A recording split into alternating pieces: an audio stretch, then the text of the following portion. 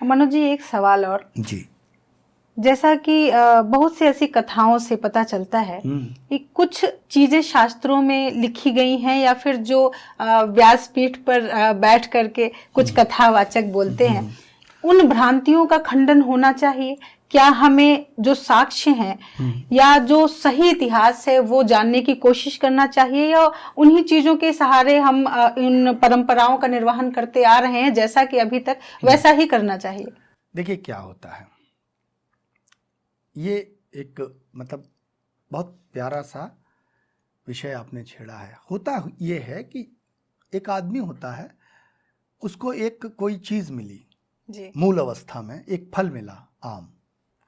अब उसके अंदर तमाम सारी कल्पनाएं चल रही, इस आम को मैं खाऊंगा, नहीं मैं इस आम को पकाऊंगा, इस आम को मैं कुछ मतलब तमाम सारी, तो उसने अपने अपने तरह से उन चीज़ों की व्याख्या की, लेकिन मूल में आम है।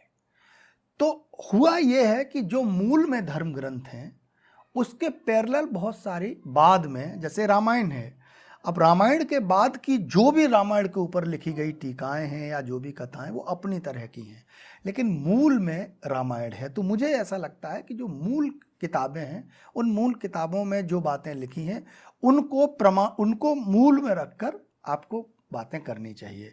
ऐसा ना हो कि उसमें कुछ भी लिखा है, आपने अपनी एक नई रामायण लिख दी, उसमें आप, ये आपकी अभिव्यक्ति की आज़ादी हो सकती है, लेकिन आप उस एक बड़े ग्रंथ के साथ छेड़छाड़ कर रहे हैं जो आपका इतिहास भी हो सकता है, और जिसको रचने के लिए उसने कितना कोशिश किया होगा, जो रचनाकार होगा जी, तो आप उसके साथ छेड़छाड़ कर देते हैं। तो अब कहानी दूसरी निकल जाती है, वहाँ कुछ लिखा हुआ है और आपने एक नई कहानी तैयार कर दी, तो यहाँ से भ्रांतियां फैलती हैं। और बात तो ये है, जब बात धर्म की आती है, धर्म से व्यक्ति का जो जुड़ाव होता है, वो जैसी चीजें सुनता है, अगर वो धर्म के बारे में है तो वैसा ही अनुसरण कर लेता है। धर्म की पहली शर्त जो, और मुझे लगता है ये चीज जो है कहीं ना कहीं आदमी को कमजोर कर दी। धर्म के बारे में ये कहा, विज्ञान क्या कहती है, तर्क करो। बुद्ध ने क्या कहा, मेरे पास आओ, अगर मुझसे सवाल पूछो और तब तक पूछते रहो जब तक तुम संतुष्ट न हो जाओ। धर्म क्या कहता है, तर्क मत करो, सवाल मत पूछो, जैसा लिखा है वैसा अनुसरण कर लो। और यही वो कारण है कि कोई भी पंडा पुजारी व्यक्ति कुछ भी कहता है, हम अनुसरण करते चले जाते, जिसको कुछ भी ज्ञान नहीं है।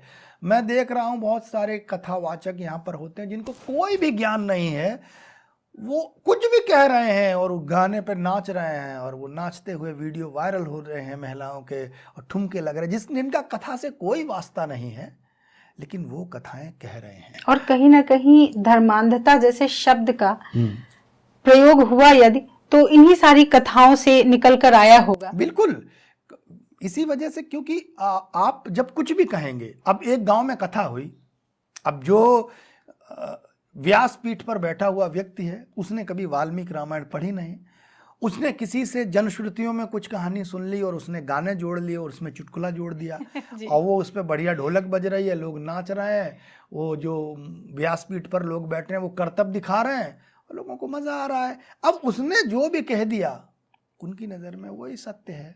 उसने कह दिया कि भैया औरत को हमेशा घूंघट में रहना चाहिए। हमारे रामायण या महाभारत में घूंघट जैसा कभी शब्द ही नहीं आया। कभी आया? बिल्कुल, बिल्कुल कभी कोई एक स्त्री कोई आप दिखाइए जो रामायण महाभारत में पर्दे में रह रही है, कोई एक स्त्री नहीं है। लेकिन आज तक हमारे यहां पर्दा प्रथा चलती है। आज तक बहुत सारी चीजें ऐसी चल रही हैं जो नहीं थी, कि किसी ने कहा, किसी व्यासपीठ पर बैठकर किसी ने कह दिया। अब व्यासपीठ पर बैठा हुआ आदमी अगर कह रहा है कि पर्दा करो, बड़ों को मुंह नहीं दिखाना चाहिए, तो वो एक, इसी तरह लोग उसका अनुसरण करते जाते हैं और धीरे धीरे वो परंपरा में बदल जाता है। मैं आपको एक बहुत सत्य घटना बताऊं जी। हमारे गांव में जो शादी ब्याह होते हैं तो पूड़ियां होती हैं। तो एक बार क्या हुआ कि जो पूड़ियां सिकने से पहले आटा गूंद के रखा जाता है, तो एक लड़के ने वो आटा जो था वो उठा के भागा और वो कढ़ाई में फेंक दिया जी।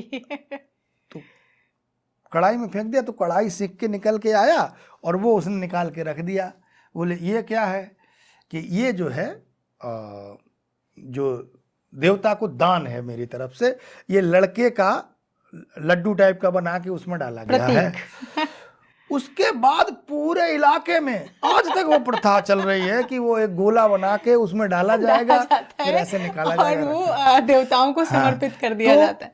ये क्या है कि इसलिए मूल ग्रंथ जब तक नहीं आप पढ़ेंगे आप समझ ही नहीं पाएंगे।